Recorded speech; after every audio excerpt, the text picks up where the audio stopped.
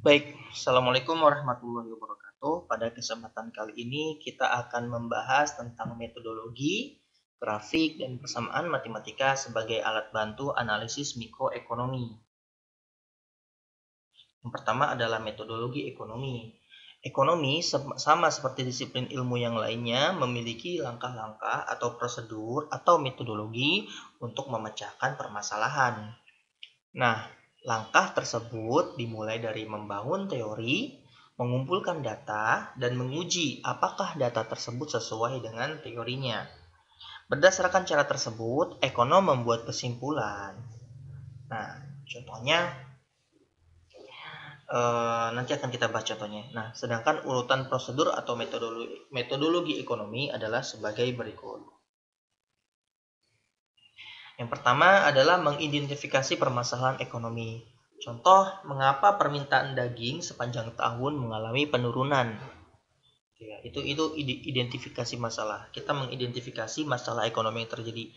Kenapa daging selama setahun, permintaan daging selama setahun itu mengalami penurunan. Nah, yang kedua, kita membangun sebuah model sederhana berdasarkan asumsi-asumsi yang menggambarkan realita. Contohnya di sini adalah permintaan daging itu ternyata dipengaruhi oleh banyak faktor seperti harga daging itu sendiri, selera masyarakat terhadap daging tertentu, dan pendapatan masyarakat. Nah, di sini seorang ekonom harus memilih variabel apa yang paling relevan. Contoh di sini permintaan daging paling relevan itu ditentukan oleh harga daging itu sendiri. Nah, setelah kita membuat modelnya itu tadi berarti permintaan daging, kuantitas permintaan daging ditentukan oleh harga. Itu adalah model, gitu ya. Model dari teori yang kita bangun tadi. Nah, setelah kita membangun model, maka kita mencari data. Ya, yang ketiga adalah mengumpulkan data dan mengetes data tersebut. Jadi kita kumpulkan data selama setahun gitu ya tentang permintaan daging dan harga daging selama setahun. Lalu kita tes, misalkan kita gunakan regresi atau gunakan regresi ya untuk mengetahui apakah benar ketika harga itu naik maka permintaan daging itu turun. Nah, itu adalah metodologi. Nah, tentunya dalam membangun metodologi ini berdasarkan asumsi-asumsi seperti itu. Nah, kita akan membahas sedikit permasalahan dari menggunakan asumsi. Jadi, asumsi yang digunakan oleh ekonom adalah ceteris paribus. Tadi kan permintaan daging itu ditentukan oleh banyak faktor gitu kan, selain dari harga. Contohnya pendapatan, habis itu selera. Nah, itu kita asumsikan namanya ceteris paribus. Ceteris paribus adalah kita anggap faktor lain itu konstan atau tidak berubah. Nah, jadi asumsi ini digunakan agar kita lebih berfokus melihat hubungan antara dua variabel gitu. Tadi ya kan, variabel harga daging dan kuantitas daging kayak gitu. Nah, contoh tadi udah hukum permintaan ekonomi menyatakan kenaikan harga daging akan menurun ketika permintaan daging akan menurunkan permintaan daging. Ceteris paribus artinya selera, terus income, terus dan faktor-faktor lainnya itu namanya konstan atau tetap seperti itu. Nah, sekarang contohnya adalah ketika di masa lebaran harga daging naik namun permintaan justru meningkat gitu. Berarti teori permintaan salah dong. Jawabannya enggak gitu. Teori permintaan itu benar karena mengasumsikan dalam keadaan normal harga naik, permintaan turun. Dalam kondisi normal, kenaikan harga daging maka akan terjadi permintaan daging itu turun seperti itu. Sedangkan pada masa lebaran adalah masa yang nggak normal, di mana semua orang menyediakan rendang untuk sesuai dengan kebudayaan ketupat gitu ya. Dan ini kita tidak sepanjang tahun lebaran kan kayak gitu. Maka dengan asumsi ceteris paribus ini kita mengasumsikan dalam keadaan normal permintaan daging itu ditentukan oleh kenaikan dan penurunan harga. Apabila harga naik maka akan terjadi penurunan permintaan daging ceteris paribus, artinya tidak ada kondisi tidak normal seperti lebaran. Terus habis itu seleranya tetap, habis itu pendapatan masyarakat tetap. Ini untuk agar kita bisa berfokus melihat hubungan antara jumlah daging yang diminta dan harga daging itu, seperti itu. Jadi hati-hati menggunakan asumsi A ceteris paribus. Selanjutnya ini juga trik juga. Jadi kita harus membedakan antara hubungan asosiasi dan kausalitas. Nah, maksudnya begini, ketika terjadi kenaikan harga daging dan di saat yang bersamaan terjadi curah hujan yang tinggi, kita nggak bisa mengambil kesimpulan bahwa kenaikan harga daging tersebut disebabkan oleh curah hujan yang tinggi. Meskipun kita punya data curah hujan dan data kenaikan harga daging gitu ya, itu kita tidak bisa menyatakan bahwa kenaikan harga daging ini disebabkan oleh curah hujan yang tinggi gitu. Karena apa? Karena tidak ada hubungan secara langsung atau teori yang menjelaskan bahwa curah hujan akan menyebabkan kenaikan harga daging. Nah, ini dinamakan hubungan asosiasi gitu. Jadi hanya bersamaan aja. Kebetulan ketika harga daging itu meningkat, terjadi curah hujan yang tinggi seperti itu. Nah, ini namanya hubungan asosiasi seperti itu. Sedangkan hubungan kenaikan harga daging menyebabkan penurunan permintaan daging itu adalah hubungan kausalitas atau hubungan sebab akibat. Itu. Jadi naiknya harga daging maka menyebabkan permintaan daging itu turun, itu adalah hubungan kausalitas atau hubungan sebab akibat kayak gitu. Jadi ini harus hati-hati juga ketika kita menentukan dua variabel, apakah curah hujan mempengaruhi kenaikan harga daging, itu kita harus lihat dulu teorinya ada apa enggak kayak gitu, masuk akal atau enggak kayak gitu.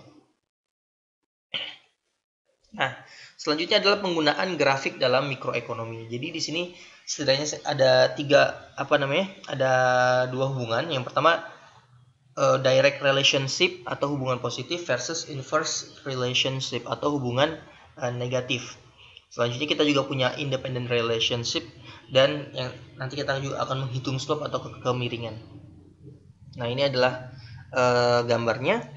Jadi yang sebelah sini ini adalah positive relationship atau direct relationship. Ketika terjadi kenaikan harga, maka kenaikan jumlah yang ditawarkan juga meningkat. Ini namanya hubungan positif. Sedangkan yang di tengah ini adalah hubungan negatif. Ketika terjadi kenaikan harga, maka yang jumlah yang diminta adalah menurun. Contohnya begitu ya. Jadi ini hubungannya negatif. Jadi ketika P naik, Q-nya turun kayak gitu. Contoh di sini P-nya 1, di sini Q-nya tinggi.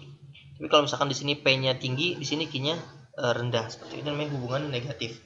Nah, sedangkan hubungan independen adalah hubungan yang seakan-akan tidak memiliki hubungan gitu. Contohnya misalkan ketika di sini P-nya naik ya, terus naik gitu, maka Q-nya tetap di sini. Atau ketika Q-nya naik terus dari sini, nah P-nya tetap di sini.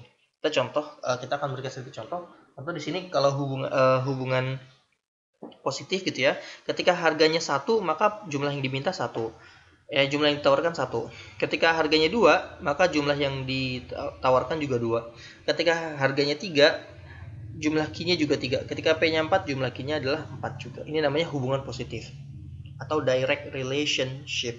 Sedangkan inverse relationship ini kebalikannya, ketika harganya itu 1 maka jumlah yang diminta itu 4 ya, tinggi di sini. Tapi kebalikannya, ketika harga semakin meningkat maka jumlah yang diminta akan semakin menurun. Nah, ini namanya negative relationship seperti itu. Oke, jadi itu tadi negative relationship ya, kurva negative relationship. Kalau misalkan ketika harga itu naik dari 1 menjadi 2 menjadi 3 menjadi 4, permintaannya justru turun dari 4 menjadi 3 menjadi 2 menjadi 1. Nah, ini yang contoh independent relationship. Ketika harga semakin meningkat dari 1, 2, 3, 4, di jumlah kuantitasnya tidak berubah, yaitu 4 terus gitu. Sedangkan kalau misalkan yang ini contohnya ketika kuantitasnya terus meningkat 1, 2, 3, 4, dia tidak akan berubah harganya jadi 5 terus. Itu namanya indirect atau independent relationship. Nah, selanjutnya ini adalah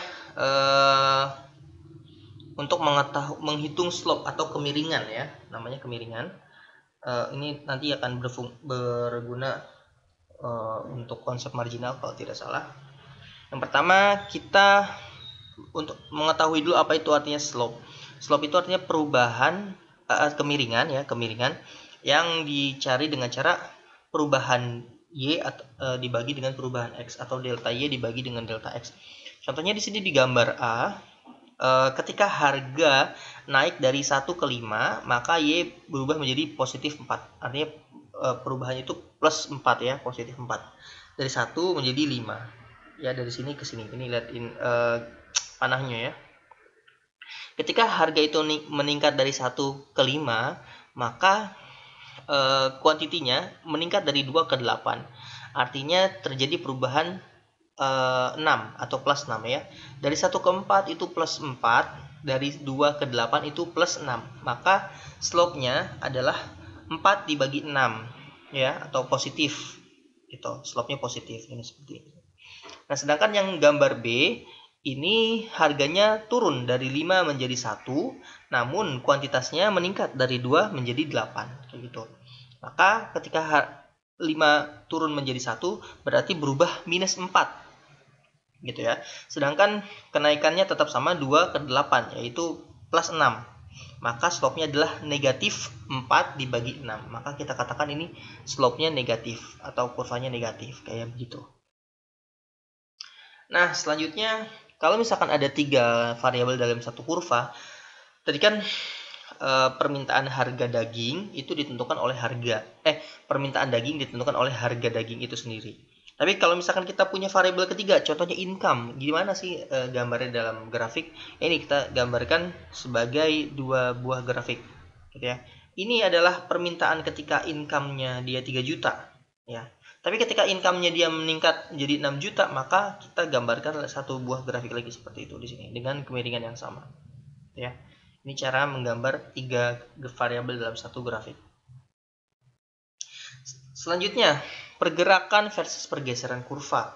Nah, ini kalau misalkan pergerakan sepanjang kurva itu adalah pergerakan antara titik A ke titik B. Dari titik A ke titik B ini perpindahan dari titik A ke titik B itu disebabkan karena perubahan harga ya. Contoh di sini harganya 5 ya kan, berubah menjadi 3 gitu. Maka permintaannya akan meningkat dari contohnya di sini 2 menjadi 10 katakan kayak gitu. Ini pergerakan sepanjang kurva. Sedangkan pergeseran kurva itu disebabkan oleh faktor lain selain harga. Contohnya tadi ketika income-nya itu naik dari 3 juta menjadi 6 juta, maka itu namanya pergeseran kurva. Dia bergerak ke atas gitu. Kalau misalkan income-nya menurun dari 3 juta menjadi 1 juta, maka dia akan bergeser ke sebelah kiri. Seperti itu. Kalau naik dia sebelah kanan, kalau misalkan turun dia bergeser ke sebelah kiri. Selanjutnya, kurva total secara keseluruhan. Nah, ini adalah permintaan daging individu. Ini individu A, ini individu B, ini individu C. Nah, bagaimana secara keseluruhan pasar permintaan, ya kan, permintaan terhadap daging. Nah, yaudah kita tinggal tambahin aja 1, 2, 3. Maka akan menjadi seperti ini. Kurvanya menjadi kuantitasnya bertambah dengan harga yang sama. Seperti itu. Terus juga kita punya indifferent curve atau ISO curve. Nah, ini menunjukkan apa? Ini menunjukkan tingkat kepuasan yang sama sepanjang kurva. Contoh, ini kombinasi antara barang Y dan barang X gitu ya.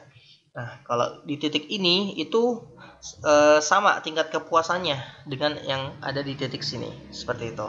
Nah, jadi selama dia berada di dalam satu kurva, maka tingkat kepuasannya sama. Nah, kalau misalkan kita ingin mengetahui tingkat kepuasan yang meningkat, maka nanti akan ada sebuah grafik di sini di atas ini. Nah, kalau misalkan tingkat kepuasannya menurun, maka akan ada grafik lagi di sebelah kiri seperti itu. Nah, yang terakhir ini adalah persamaan matematika gitu ya. Ini juga merupakan alat bantu dari alat bantu mikroekonomi. Contohnya hukum permintaan, apabila harga naik, P naik, price naik, maka kuantitas yang diminta Q turun.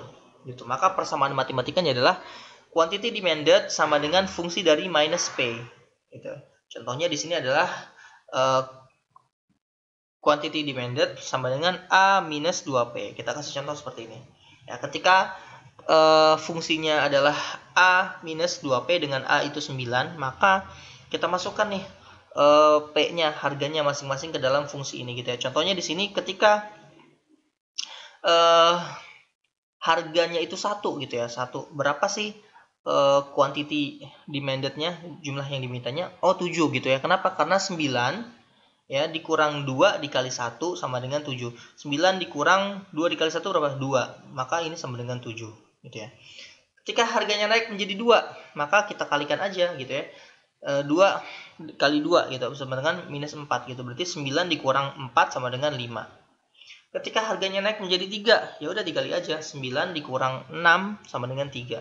Ketika harganya 4 dikali dikali 9 dikurang 2 dikali 4 sama dengan 8. 9 kurang 8 sama dengan 1. Nah, maka kalau misalkan kita tabel, dia akan seperti ini. Ketika harganya 0, dia kuantitas yang diminta 9, 1, 7, 2, 5 dan seterusnya gitu ya. Maka grafiknya akan seperti ini gitu ya. Ketika harganya 1, dia yang jumlah yang diminta 7. Ketika harganya 2, jumlah yang diminta 5. Ketika harganya 3, jumlah yang diminta 3. Ketika harganya 4, jumlah yang diminta 4. Nah, itu tadi merupakan alat bantu dari mikroekonomi gitu ya. Jadi saya recap lagi.